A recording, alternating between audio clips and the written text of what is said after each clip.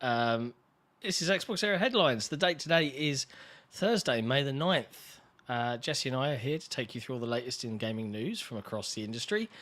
And as a bonus for our patrons, we'll make an audio version of the Headlines episodes available to you via Patreon for use in your preferred podcast app. But if you're on Spotify, you can link your account to Patreon and listen to it right there. Hi, Jesse. How are you in this burning dumpster of a week? Doing fine. Mostly just disappointed in people. I mean, as always, pretty much whenever you don't join the zeitgeist fully and you just go, yeah, this sucks, I hate it, but I'm not going to be a moron about it, people then just assume, oh, you're a bootlicking corporate defender, and then you got to get rid of them. So, yeah. Well, we're going to get into things today because, hi chat, obviously, but there's plenty of news to talk about, and obviously the hot topic still on everybody's lips is Xbox. There's plenty to get into here, so I guess I'll start off with Bloomberg. So just a heads up as well before we really get into things.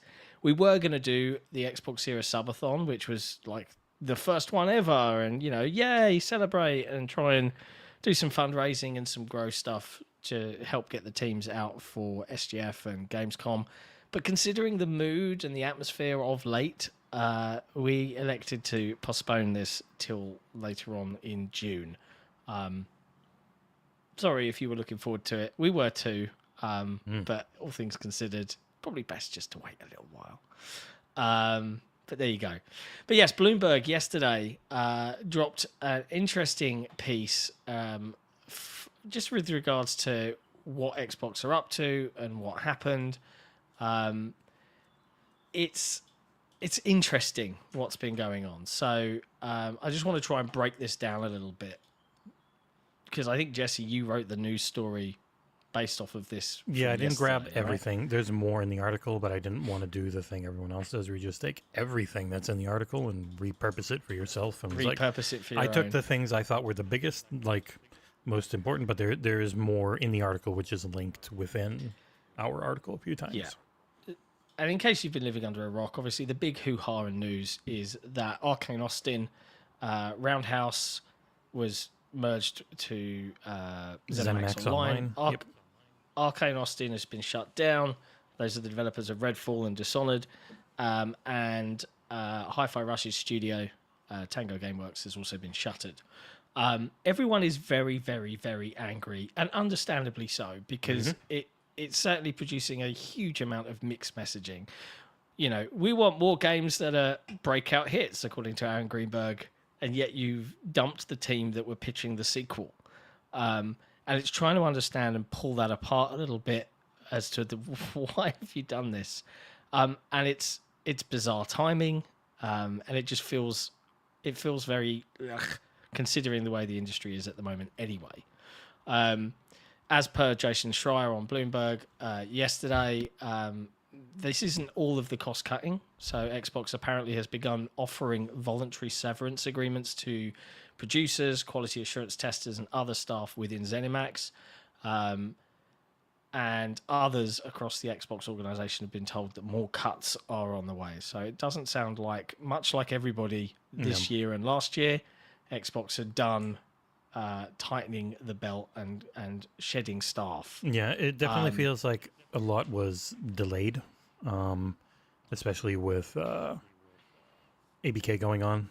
It doesn't look great to fire a bunch of people when you're going to say that your merger won't lead to that, and then it does. And now industry has stagnated across the board. Their growth was either going to stagnate or be down without buying ABK. So corporations just look to the easiest thing to do, which is cut human lives out of their freaking company. So, yeah. But I think, I'm looking at the reaction out across the internet, and everyone is understandably pissed, right? And I'm working on a piece right now. Yes, it'll be another me talking to the camera type video to try and break this all down and communicate in a nuanced way why this sucks, why people are so frustrated. Because, and I just want to make this clear, this is shit. This is a a silly move from Microsoft, regardless of the business reasons. From a consumer perspective, we're all like, what? We Why? you can understand the But we also business understand the business side. I keep seeing we people get saying it. it's baffling or I don't understand. It's like, no, I do understand it. It's typical corporate greed. They don't go with the long term. They don't go with that approach of, well, if we foster and nurture and build and then because we can afford all this 1,000 times over. Like, they don't go with that. People keep saying, like, I saw it was Ralph Calantonio who was like one of the founders of Arcanos, and he's like, they could afford this forever. And it's like, yeah, they could, but companies are not good. They're not good in looking to, they don't care about the long term 1/100th as much as they care about the short term. So it's just it is frustrating. And we got a super chat from XboxEra patron Hugh. Hi Hugh, why do you think Tango didn't go independent? Honestly, I don't know. I don't know if every studio gets the opportunity to do that. You need a backer too. Like, you need you can't just do it. You need someone like, was it Saber was able to do it because they had a guy with a lot of money, so he was able to buy their independence essentially. Like, Toys for Bob had leadership. It feels like Tango did not have someone at the top, which is why they're a year and change out from launch and still only pitching games. Like, normally at this point, you've already been doing pre-production on your next game. Like, the Elder Scrolls 6 pre-production started up before Starfield hit. Like, that's the normal. It's about a year to go for launch. Okay, we're in pre-production on our next thing, so we can hop right into it the moment we're done. Like, that's the normal cadence, and that's why they were probably like another 5 years away from having a game out, which, as Jason goes over, that is the reason given by Booty. Yeah, there is cost-cutting stuff going on, but overall, the main issues with Bethesda and Bethesda's management, and I'm sure they've had a brain drain as people get all their money and retire, is they felt too stretched out trying to run and cover all these different projects, because it really felt like it was a small team of executives having to oversee. Like butter scraped over too much bread. He said peanut butter over too much bread. Get a Lord of the Rings quote in there. Yeah, he didn't do the Lord of the Rings. He did peanut butter. He fucked it up. He didn't do Lord of the Rings. I mean, the big, not a big enough nerd. The big thing is it really feels like a lack of leadership pushing the next thing. And when you're looking to consolidate a business, they said they were looking to either cancel games or shutter studios, and in the end, shuttering studios worked better for them, because that's all companies care about is bottom line. So who cares about all the people gone? You can replace a game a hell of a lot easier than you can replace a studio. But like, Bethesda was in awful shape when they were bought. That's why they were bought, and it wasn't that much money, because the type of games they make don't make enough money and don't sell enough. Like, they were in a bad position, and now we're seeing Xbox try to recover from being in that bad position and messing up a bunch themselves. And it's like, it's not, none of it's great, and the people who end up suffering are the people who make stuff. I mean, it's interesting seeing the reaction spread out online from journalists, video game pundits, fellow content creators, fans, because, and admittedly, the piece I'm working on right now, the tagline is, the fans have run out of patience now. And it's not the be-all and end-all, but I also understand. But I understand the business side of things and why things have to happen. And we know the reality. We know most people aren't actually going to care about the people who lost their jobs. They're not. They're going to see Hellblade in a couple weeks, and then they're going to see a showcase, and they're going to be excited, because then they're going to have a bunch of games coming out the rest of the year. And if there's Call of Duty's hitting friggin' Game Pass this year, like, the corporations always end up winning, because most consumers aren't tuned in enough. Life's too busy. Life has too many things to it.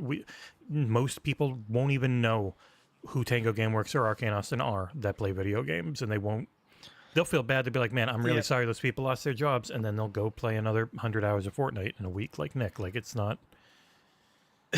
Nothing ever changes. It's interesting. I'm looking at the chat. Like, Jack Purchase says, I have zero faith. They can't even manage Xbox Game Studios. Apparently, Perfect Dark is in rough shape. There's been a lot on that specific piece, and keep me honest here, Jesse, but I think what we've heard is rough shape in the gameplay they're really, really happy with, but it's just trying to nail some of the story elements that they feel is in rough shape. I don't know, something like that. Yeah, and it's just there's so many things. Like I know our friend Jeff Grubb was saying like he's heard little tidbits about it. So in the end, it's like I don't care anymore. I have come to that point with insider feelings from like one or two people working on something, maybe up to three if you're a Schreier or Warren who really try to get confirmation. If people hear things about stuff, you go, oh, that's interesting, and then it's out of my brain. I don't care until the thing actually comes out. Like, if you had been talking about God of War 2018, 6 months before it came out, no one internally liked it. They all thought it was going to be a bomb. It came out, it was phenomenal. Happens sometimes. Have no idea what'll happen with Perfect Dark. We'll see if it gets announced more and shown more and what it is and all that, and then I'll care more. I've lost that interest in the insider game when there's just so much, and it'll be another thing we can talk about in this situation, when you get so much information that is just hearing or discussions were had or little tidbits that don't actually give any resolution or context. Or a decent full picture. Yeah. You know, like you get a tiny little sentence or two, and then from that, extrapolate everything. I mean, that has been most and that's of the frustrating. discussion. Like most of the discussion last night and into this morning is the singular Matt Booty quote from that Ash Paris reported on The Verge, where it's a 300-ish word article, but the only new thing in it is that one line, which that one line out of context sounds real dumb. It could be real dumb. I don't know, because there was no context given for it. Like, it was said during a town hall. What was said before it or after it? What part of what discussion was it? Was he answering somebody? Like, what level of smaller game are they looking for? Like, because if you've heard Matt Booty talking all year, his version of a smaller game is a Power World or a Manor Lords or something that doesn't cost a lot of money. Everyone's really focusing on time. It's money. Like, how much money does this cost versus how much does this make? Because all corpo execs want is return on investment. They might care about human lives and all that shit. You hear Phil talk about all the time. His favorite thing is going and seeing the devs work and getting to actually do the fun part. But in the end, the actual job corporations want their executives to do is be heartless, soulless ghouls who will chop down any cost to get back more return. And so when you can have one dev make a game that goes viral on Twitch and sells 12 million copies because streamers are into it, that's better than 40 AA games that make their budget back, but not a lot more. Like, it's just maths, as you Brits would say. It sucks. Muted. It's interesting because I can see Jones in the chat. Journalists and media already hated Xbox. Now they will bear with them all the time. It certainly feels like there's a moment now, because everyone's going hell for leather, right? And I understand it. Like, I just read an interesting piece from Chris Tapsell over at Eurogamer. What is the point of Xbox? And it talks about how Xbox have never cared about the art of making video games. It's a long piece, and I'm not going to go into detail on it because it's his words, it's not mine. But they talk about lust for scale and making it bigger. And there's even a quote here, and I will quote this bit because you start to kind of see, like, does anyone on certain areas in this industry even really like Xbox? Like, genuinely, for the fans of the platform.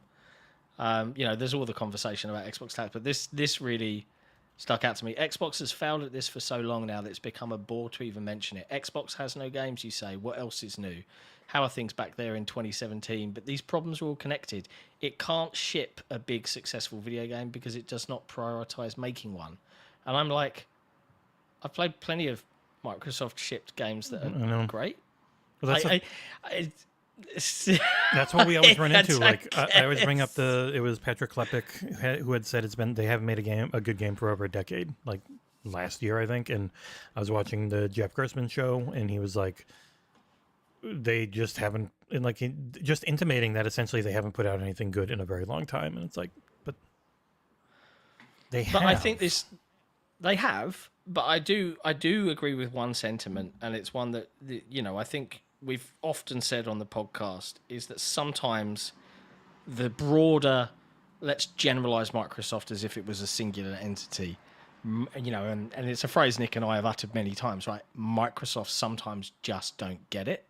And there was a quote from Sarah Bond, right, where she was quoted saying, "We acquired Lionhead in 2006, and we shut them down in 2016." Right, and I think this was in the making of Xbox Power On documentary, right? A couple of years later, she said, "We reflected back on that experience. What did we learn? How do we not repeat our same mistakes?" And I'm like, you kind of, maybe you just did. We don't know. Like, there's so little context. And I think as well, the general parasocial relationship that a lot of the Xbox team have had with the existing fan base and the content creation community and all of the podcasts has led to people feeling personally betrayed, which is why there's so many people in their fields right now. But I don't agree that Microsoft have never shipped a good game and haven't done in over a decade. Like, that doesn't ring true to me.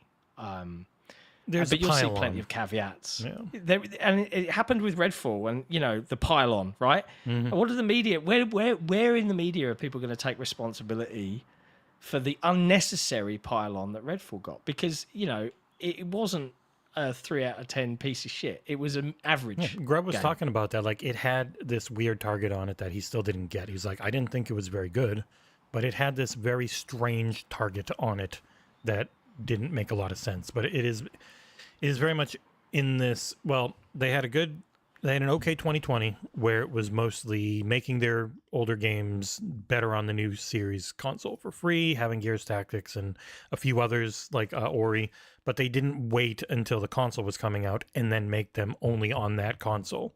So it was a different approach than PlayStation took, and people seemingly liked not being able to play those PlayStation games on the PS4.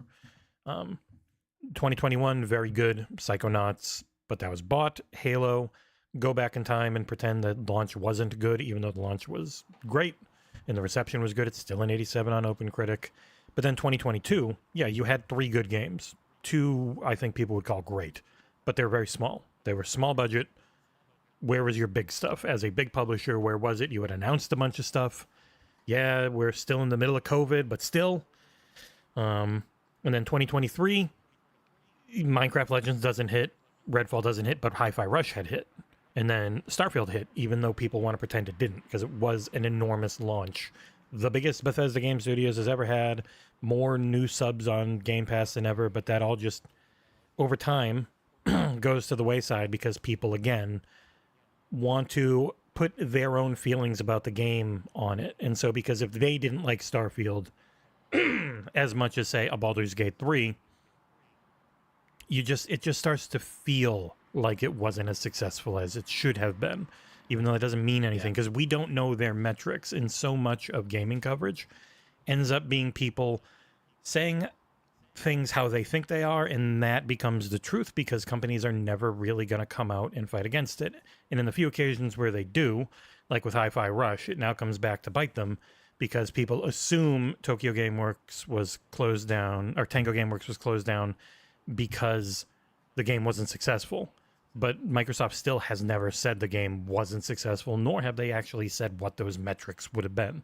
It's corporate PR speak. It didn't mean much when Aaron said it. It was a pushback without clarification, which is kind of like what this friggin' article yesterday on The Verge was, where it was framed negatively with a negative headline, but it doesn't actually give you the picture of why that thing was said. And it's my main problem with journalism in general.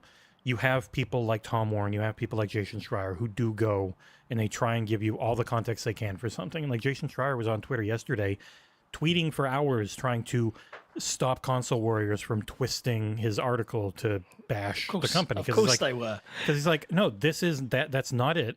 They weren't shut down for not being successful. In the town hall, they said they were shut down for 2 factors. They weren't going to have a game for a very long time. They were still in the pitch stage. They were going to have to, even though it was a sequel, they were going to have to hire up to be able to do the thing they had pitched, which was most likely a sequel to Hi-Fi Rush. But when you're like doing a sequel, be devastated. And like when you're doing a sequel and you then have to hire up again, it does mean the normal thing happened and you lost talent in between, or the game's bigger in scope.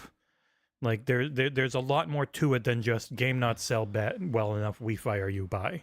Like, but people want to make it that. Either way, the brand at the moment, you know, and I don't want to add to the drama, but it feels different this week. It feels like whether it's a combination of all of the other firings and the fact that, you know, regardless, Xbox bought these teams. Yeah.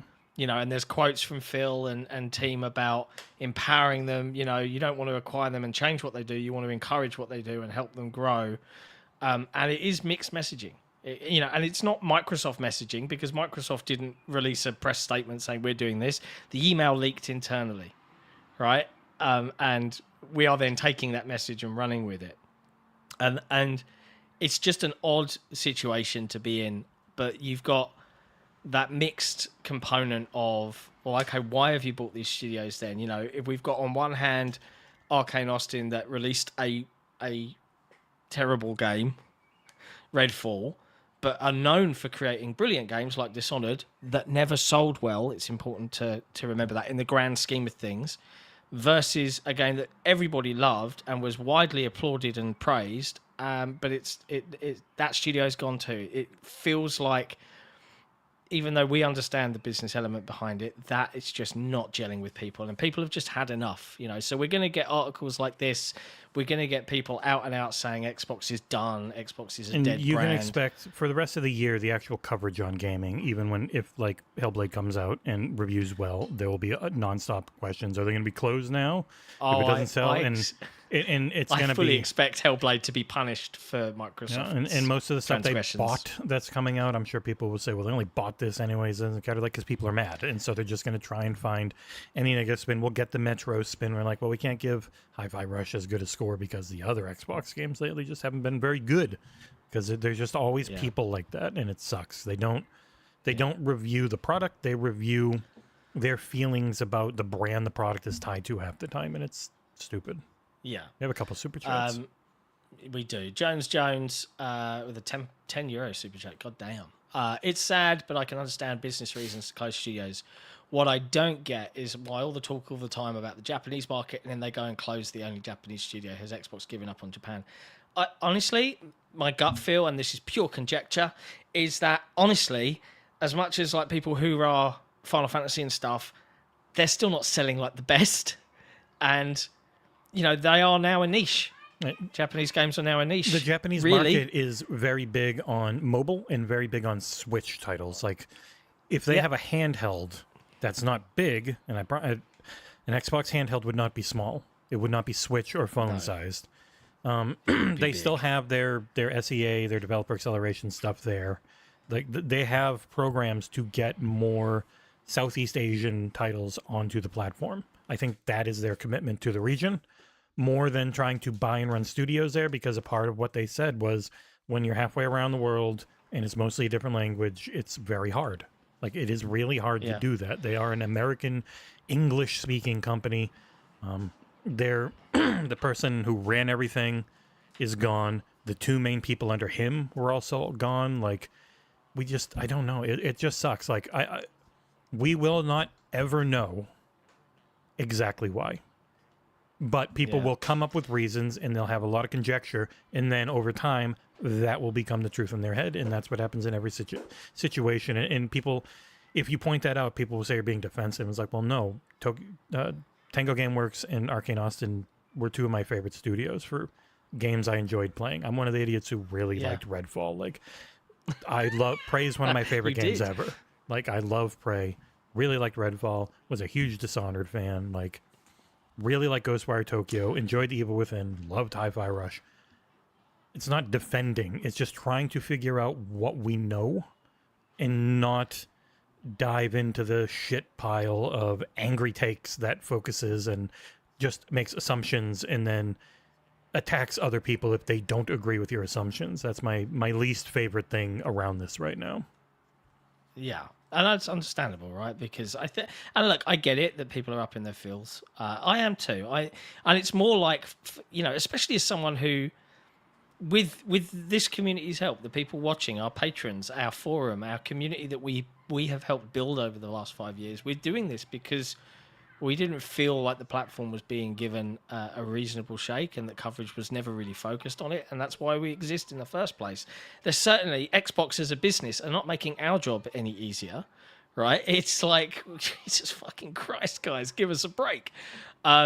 Super chat from YouTube member. Is this 1 year of YouTube membership, or the first time they've ever done a super chat? Samir Omarovic. I really feel like Phil and Co are no longer running the show. I've heard a bunch of things that I'm not going to utter or repeat, but I understand that feeling. It feels like, again, pure speculation. It feels like, and I think this is a fair piece of conjecture to make, the minute that Activision Blizzard became a part of Microsoft, the money men, the people that want to see numbers go are running the shots and calling the shots in terms of what your scope is, what your budget is. And the big problem with that is, and I think that is the heart of what Eurogamer's piece is trying to get across, even though it's got a somewhat inflammatory headline, is that when you put the money men in charge, the creative vision of the very crazy thing of putting a game together in the first place, like, it's nuts that it even is a thing, but it is secondary. And the minute you do that, you lose something. You lose the heart of what the business is. And if that is the way that Xbox are going to go, that is a mistake, in my opinion. But we need to see what plays out now over the coming weeks and months. We're not far out from June. I will be out in LA with this team, the community's help, getting us out there. I will be conversing with folks from Xbox, and I'm a fairly blunt guy. I will ask a question, something along the lines of, "What the fuck, guys?"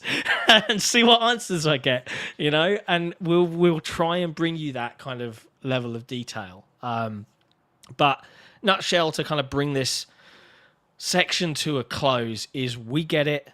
We're there with you. We understand it, but just don't expect us to just start hurling shit, because we've never operated that way in the 5 years that we've been a publication. We're not about to start now, but you can expect us to push back on the avenues that we do have as what we are, right? So that's the best thing I can say to you and everybody watching, is we're out to try and get better answers and better detail from you, and perhaps refrain from the enjoyable, as it may be, and cathartic shit-slinging that often accompanies this kind of stuff. But yeah, again, hearts go out to everybody that's lost their jobs. It's a bummer for Xbox fans, and we really need to just try and understand what the vision of the company is. And I have a strong and sneaking suspicion come this showcase that a lot of that is going to be laid out. And perhaps just to, tease people a little bit, if people were really paying attention with Tom Warren's article, you would have noticed he italicized the word doom at the end of the article, talking about the showcase in June. So you could read between the lines and think, oh, is he intimating that maybe id Software are coming up with another Doom reveal? Be interesting to see what happens. It's going to be, we know the pattern. There's going to be people who who stay angry at this and try to keep bringing it up over and over again. But if the showcase in June is good, not even great, just if it's good, the majority of people will be happy and they'll just buy and play video games, because most people are not that in. They're not paying attention like we are. They're not living this news cycle all the time. They look and they go, oh, I liked Hi-Fi Rush. That stinks. They're gone. And then they're off to the rest of their day because they've got work for 10 hours and their life sucks. Like, it's just not... It's funny. I've had people getting mad at me because I was like, oh, it's still just a hobby. There's shit going on in the world right now, especially in the Middle East. That's really bad. And I wish it got half as much attention as this was right now. And then someone called it, oh, this gem of a take. And I was like, yeah, fuck you. Jesus Christ, grow up. It is still just a hobby for us. I don't have a vested financial interest in good news for a corporation. They're going to be fine. They're not going anywhere. You feel bad for the people who got fired. Don't try and use that as ammo to rally friends to like you more online. It's pathetic. Fair enough. Fair enough. Anyway, in other news, Fallout 4 is climbing up the most played charts. Rocketing. Very near the top. Yeah. Very near the top for Xbox in April. Obviously, Fallout Fever has not gone away. On Xbox Series consoles, Fortnite, Call of Duty, Roblox, GTA 5, Minecraft, and Fallout 4. Like, that's an old game, and it's then just it's neat on the PlayStation side, and not neat. It's good to see number 6 over there is Helldivers, and then the top 5 is just all the same shit, but with NBA in there instead of Minecraft, NBA 2K24. It's like, yep. Yeah. And you know Minecraft's probably like number 7 or 8 or something. It's just so friggin'... It's exactly... Yeah. So the main enemy of art is the taste of the masses. People have bad taste. They like schlock. They like reality TV. They have always liked shit more than good art, because good art is so goddamn subjective and hard. And one thing that makes you think for weeks and go, wow, that's amazing, has 50 other people that look at it and go, what a dumb looking piece of shit. Like, somebody can look at a Jackson Pollock painting and go, wow, that man knew how to throw paint around. And other people look at it and like, Jesus Christ, did he fall? Did he trip? What is this dumb shit? So that always, like, The Wire. My brother would probably say one of the best shows ever, if not the best show ever, and nobody watched it. But then an episode of The Bachelor will get more views than that show did in a season. It's like people. And the question is, the question is, do people want Xbox to be a company that produces games equivalent to popcorn-filling Bachelor TV? Yes. Or do people... For making more money. And I guess that's the question. Do the money men want Xbox to be that, right? And I know as someone who primarily prioritizes indie games, I think the nature of, the Game Pass promise, I don't want to use the word promise, but it kind of was. It was evangelized as this avenue for smaller, more creative, more unique games. But then we hear this line from Booty of... oh, no, we're going to focus on the big hitters. And I'm like, wait. So I don't want more AAA. They're big studios. I took that more as they're not going to do AA. Like, they're not going to focus on the AA, because AA is a dead market. Like, look at Banisher's Ghost in New Eden. Awesome game. Absolutely adored it. It was incredible. And it probably sold like shit, because most people look at it and it's like, well, that's not God of War. You have to, if you're near AAA, it's not good enough. You have to be AAA. Like, you have to look expensive enough, or you need to be the other line he made, which is you're Pentiment or you're Grounded, and you've got 1 to 15 people working on you for 3 years, and then you're cheap and you win awards. Like, Pentiment is the cheap game that had a small team for 3 years and won a ton of awards. Like, people were like, oh, he's talking about Hi-Fi Rush. No, he's talking about Pentiment. Grounded is was a very small game. It grew over time because it was so successful, and now it's at 20 million lifetime players as of a few months ago. Like, those are the small successes that he's been talking about, not Hi-Fi Rush, which started small, had like a team of a couple people working it out, got about 20 people working on it for the first couple of years, and then grew a lot because the ambition was so high, because the game was so good. Like, that's the type of thing I expect to go away. But the small indies, like Little Kitty Big City, which just came out, that is also the thing. They can just go and spend some money. They don't have to pay for the company to exist. They don't have to pay salaries. They just throw some money at it, get it on Game Pass, and people are happy. And I think that's more the focus now. There also that may well be. Yeah, there was another super chat from Tiberius Monk as well. I was just about to read it. Yeah, Tiberius Monk, $10 super chat. It says, "Hello, XboxEra. Good to see you all. At the end of the day, it's just video games." That is a life phrase that I often utter. At the end of the day, it's also just capitalism, and it is sad, especially for those who lost their jobs. Absolutely. Mm-hmm. And I can see in the chat as well, someone saying, "Hey, so why shouldn't people be angry? This is the geeky nerd. We've been told for years Game Pass is sustainable and profitable. You should absolutely be angry." All right. All I would say is, we are not going to join in on the, throwing shit, because I don't know enough Yeah. Right, I've got one little sentence from Matt Booty. If that and I've sentence got- had more context and he just came off like a total doof, we would be making fun of him for 20 minutes. But also, we don't. This news doesn't mean Game Pass isn't sustainable or profitable. It's just not growing, is what they've said. That was the news. It's not growing. So when things don't grow, they get less investment. It's not that they go away. It's not that they are failures. They just stop getting investment. And like, okay, Game Pass is going to make $4 billion. We'll continue to pump about 2 to 3 billion into it. We're not going to pump 4 or 5 to try and grow it. Until it starts growing, that's when investment hits. We're not in an investment phase for anything in gaming right now. Yeah. There's no money and it's anywhere. interesting. It's interesting as well that one of the news pieces that came out was the discussion around, and again, we've just heard there has been discussion, right? I don't have any more context. I don't have a transcript of conversations in the bathroom talking to each other. Yeah, Was it yeah. 15 corporate don't know. meetings over months, like. Yeah, but conversation around, do we want to put Call of Duty in Game Pass? We don't know. Now, I have to be very unprofessional because my doorbell has just gone. So I'm going to just let Jesse carry the show on his own for me. I don't know, some guy. I'll be back. All right. Yeah, John had a thing with his daughter. She's got a little bit of a rash. She's got to help out with that. So yeah, the main thing with the Call of Duty on Game Pass thing is also not new. We heard about it back during the FTC trial. Logically, you just look at it like, yeah, of course they're going to question and they're going to work out the maths.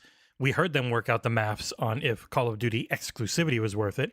Then the FTC let it slip that they would have to grow 3 million Game Pass subs every year to pay for Call of Duty not being on PlayStation. It's a big growth. It'd be funny if they hit that number this year and then they're like, well, we got it anyways. But the main thing with Call of Duty is it's one of the biggest sellers every year. You're going to look into it. And a couple months ago, they said it will be in there. So one of Microsoft and big tech's favorite things to do is have meetings about shit and talk about it. So you know how much we love Tom Warren here, but in that article, there's no context outside of there were discussions because he probably can't say exactly what it is or else he would. Was it a constant thing that was really discussed and planned on and figured out, like John has stated about Starfield going to PlayStation 5, where they really were considering and planning how they would do it if they decided to? Or was it a couple of discussions and then they're like, nope, it's going in there, just don't know? And I know people always look at that and say, oh, it's defending, and it's like, no, it's just, if you don't know, you shouldn't assume that what you want to happen is what happened. And so you didn't just try and figure it out in your head. Oh, well, it probably went this way. And then within a year, you're like, if I remember correctly, it went that way. It's like, you don't know. But so the MAU list so Fallout 4 up to 6 and Helldivers 2 up to 6, but then everything else from Matt Piscatella, like always, just the same big ass friggin' live service games. It just never changes. And I think overall, that ceiling of like the top 10 to 15 games on every platform is why you're seeing we either go big or we go very small. And those mid-tier games that people really like but don't make enough money are the ones that end up going. And they'll be gone for a few years. Profits and everything will start going back up again, and then investment picks up and everyone's happy. So that ends up being the main driver of it. There was another part of the report that was they're considering upping the prices of Game Pass Ultimate again. And it's like, yeah, of course. HBO Max is increasing their prices. YouTube Premium's increasing. Netflix is increasing. Disney's probably going to increase. That's all they do. That's the easiest way to growth because they know people aren't going to cancel. Disney Plus going crazy on not letting people share. I do think that's one of the main areas where we'll be okay because the only way game ownership works is by having the current system they do for both PlayStation and Xbox and even Switch, where you have your home offline key, you have your online key. If you don't give both of those, then they're a toaster. They're useless when you're not online. So So John is giving a medication to his ex because his daughter broke out in a rash. So, but yeah, it's and there are so many games. I know when Phil was on with us for episode 100, he was like, "There's never too many games," but I do think the reality is people have too much to play, and so you have to really stand out from the crowd to get purchased at $50 to $70. Like once you're even 40, like once you're decently expensive, people are like, I've got so many things to play. Epic's giving me 400 goddamn games in the last 2 years. Like there's too much shit. I'm on PC. I can go on Fanatical and I can get a bundle of 70 games right now for $50. Like you need to sell me. And AA games have a hard time doing that. So yeah, live good service point. or bust. Says I, just assuming I know everything you were talking about. Oh, you know Sorry me well. about that, everybody. It's kid stuff. Kid stuff today. But yes, where were we? Is there anything more to say? I went over the MAU stuff where it is just, the top 15 is an unbelievably hard thing to crack. The stalwarts. Yeah. Yeah. Yeah. The machine guns with 200 rounds. Like in Helldivers. Yeah. Number 6 on PlayStation. I'm very curious. We got Capcom's earnings; they're doing very well, but they're one of the only ones that's grown. EA down, Xbox even to down, but ABK helped go up because that's the only way they can grow right now. Is if you take ActiBliz out, Xbox down 2.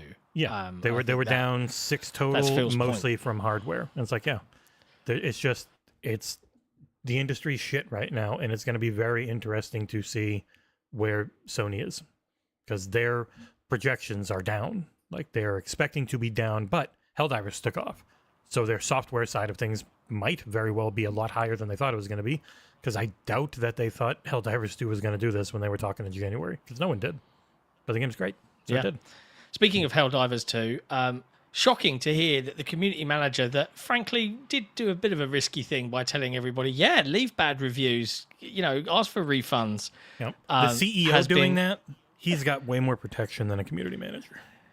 Yeah, the community manager's been let go, and I think there's already a change.org petition demanding that he be reinstated. I mean, you give in once, people think you can get them to give in every time. It's like, they're not going to give in on this. Yeah. That would most likely be a Sony corporate edict where they're like, there's no amount of bad press that's going to change this because it's not going to be anywhere near as big as us fucking up the game sales. So, like, it's not going to hurt game sales or gameplay because most people aren't going to know. Yeah, exactly. In other news, according to Insider Gaming, this is a byline by the one and only Tom Henderson, Assassin's Creed Red gameplay reveal is coming at Ubisoft's Forward, which is taking place on June 10th, the day after the Xbox showcase. We'll see the release of Assassin's Creed Infinity alongside this. Now, in other news, Assassin's Creed Infinity might have a subscription fee. Yeah, so the subscription is not... It sounds bad.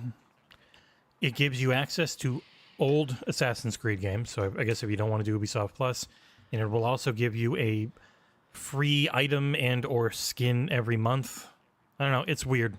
Everyone wants subs. It's kind of like the, GTA Plus, or there's just these weird things where it's like, oh, I'm in this thing. I love the Assassin's Creed-averse. I get all the games that I didn't own. You probably get the Ultimate Edition or Gold Editions of them if it's anything like Ubisoft Plus.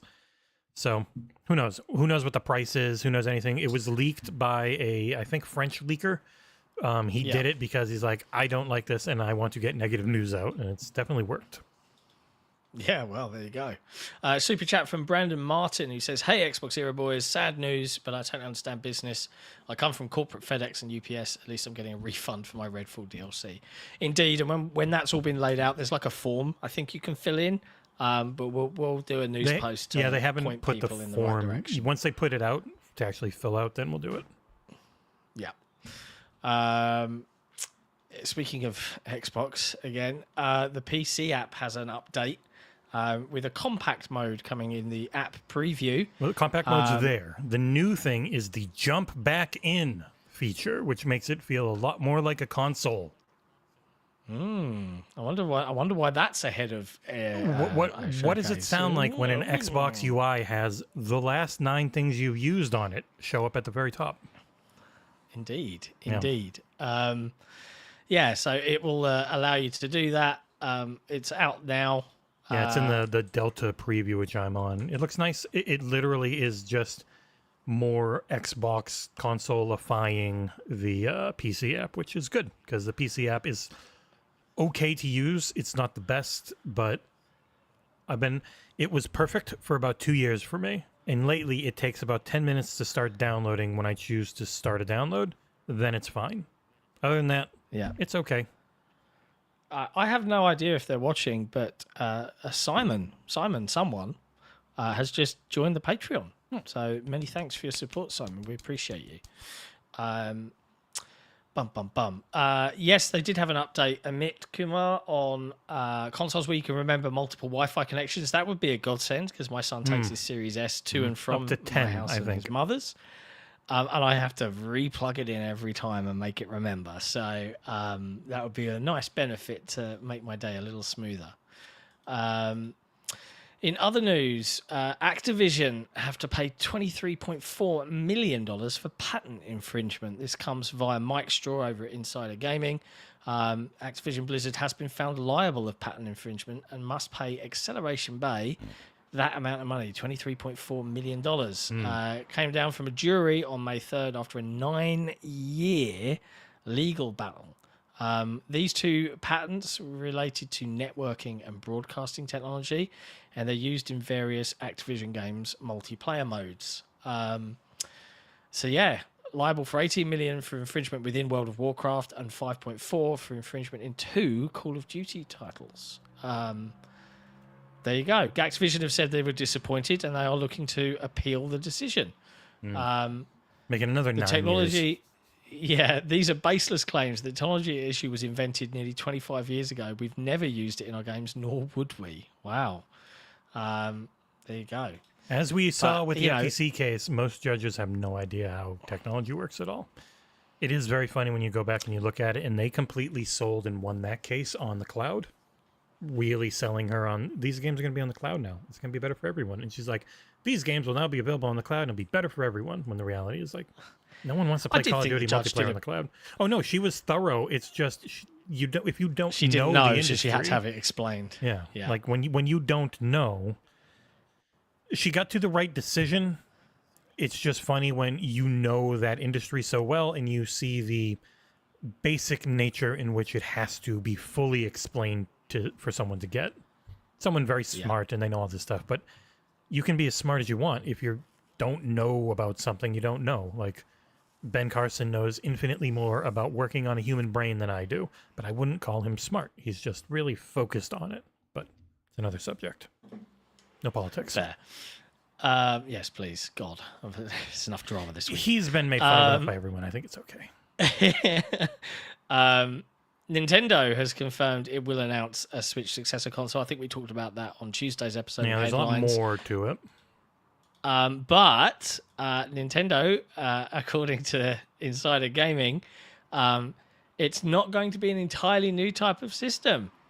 During Nintendo's annual investors meeting on Tuesday, this is a byline from, again, Mike Straw over at Insider Gaming, Nintendo president Shantaro Furukawa, oh God, I've massacred that name, I apologize already, was asked about the new console, and specifically he was asked if it was a brand new system or something akin to the original Switch. A Switch Next model is the appropriate way to describe it. So we are looking at a Switch 2. What everyone wanted, thankfully. Yeah. People wanted so one would presume backwards compatibility with that, You right? really hope so. It'd be very weird if it wasn't. I know Nick's initial thing was a backwards compatible model and then a digital one that can't do carts maybe, but because, that's all the rage. Yeah. There was also a leak about potential specs where it was 12 gigs of RAM, so 2 more than a Series S. The specs are okay. They're not bad. They're not great. They're exactly what you would expect on the higher end of hope with Nintendo, where it should be fine for maybe getting almost as powerful as an Xbox One and PS4, which is about what you would expect from them. Because even if the specs are higher, the TDP, where the amount of power they actually use, whether handheld or on the dock, is not as high normally. So even if it can be super efficient and have DLSS and all that stuff, it can probably do just fine at 1080p now, where the Switch could not for most games. Boy, I really hope it would be at least Wi-Fi 6E. It would be very strange if it was not. Wi-Fi 7, I don't expect. Would be incredible, because Wi-Fi 7 is like the first actual huge leap. 6 good, 6E very good, 7, holy shit. Like, I got to demonstrate at a store around here, and I was just messing around in a VR headset, which thankfully, yes, we cleaned down a lot with isopropyl alcohol, and then let dry. But 7E, it felt wired. Like, it's so much faster and Nice. less latency. But yeah. Yeah. Oh, man, it's an interesting. I think the next. How many weeks is it until LA and the showcase? We are looking at 1, 2, 3, 4 weeks. 1 month. It's gonna be a nightmare out there. I kind of It's reason I didn't fine. want to go. Just buckle up. Yeah. You know, like, and first of all, Tiberius Monk. It should be called the Super Nintendo Switch. You're absolutely fucking correct, my friend. Yes, it should. And also, because I saw it and it made me laugh. Someone, I can't remember who it was now. Someone said Xbox fans remind them of DCEU fans. They just The like geeky go nerd. with it. Yeah. Okay. I wouldn't say that. Yeah, Like, no, I think no one on this team is particularly might- amused well, or happy. You with might it, find people know. you'll find people on social media who are just sycophants and will defend everything. You won't find them on the forums because we actually banned a bunch of them who were trying to hand wave away people being fired, like, cost of business. Like, no, just have a heart. Holy shit. I think out of the fandoms, Xbox fans complain the most and actually try and get change and get it because they have a way in with the parasocial nature that execs have fostered. Nintendo fans bitch as much, but then just accept it. And then PlayStation fans don't bitch as much because they're just more casual, because they're bigger. So you get less hardcore, you get way more casual who are just going to jump in and play Fortnite for the night and they don't know what's going on. True story.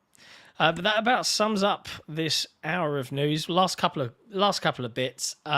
If you're into Marvel Rivals, which was recently revealed, It's someone's done this some weekend, I data think, mining. is the closed alpha for people. Yeah, this is a free-to-play Marvel-themed arena combat game from NetEase.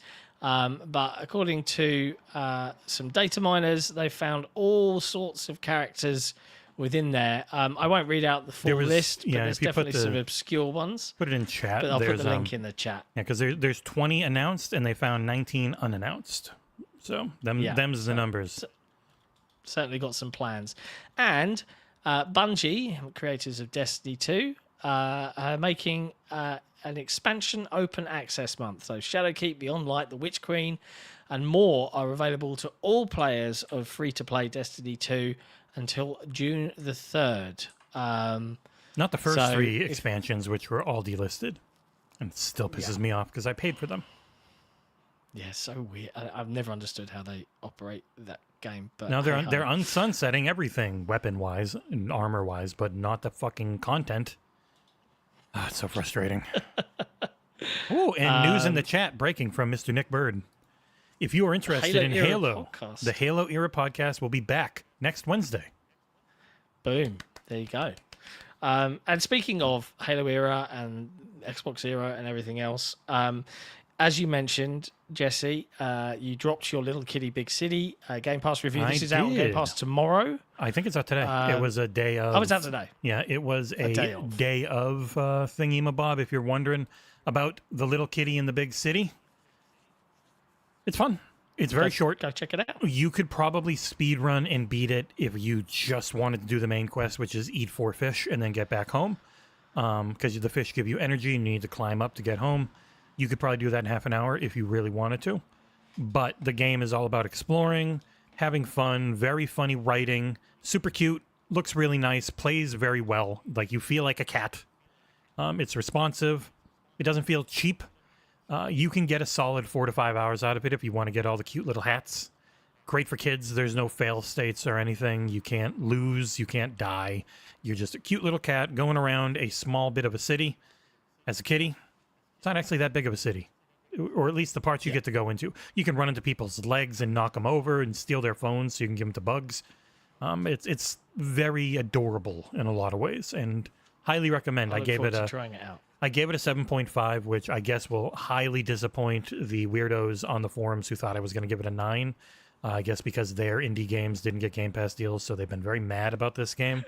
I'm just looking at the footage, and of course there's wet cement for you to stroll across, because that's what cats do. Yeah, and Dicks. there are huge things where it's all about just walk along this ledge, and you left trigger, swipe with your right trigger, and you're just knocking things off. I played it back at Gamescom, so I'm definitely gonna play through it. Maybe if I can over this weekend. I am working on a review of a classic title. I don't know if I can say it. I'm working on a review. You're working on a review of Braid Anniversary Edition. I am working on a review of System Shock Remake and Hypercharged Unboxed. When those reviews go live, who knows? Closer to launch. And I know some people. If people are mad at us for doing Braid Anniversary Edition, it came from the biggest PR company, and I did not feel like I was allowed to not do it. I admit, had to say it.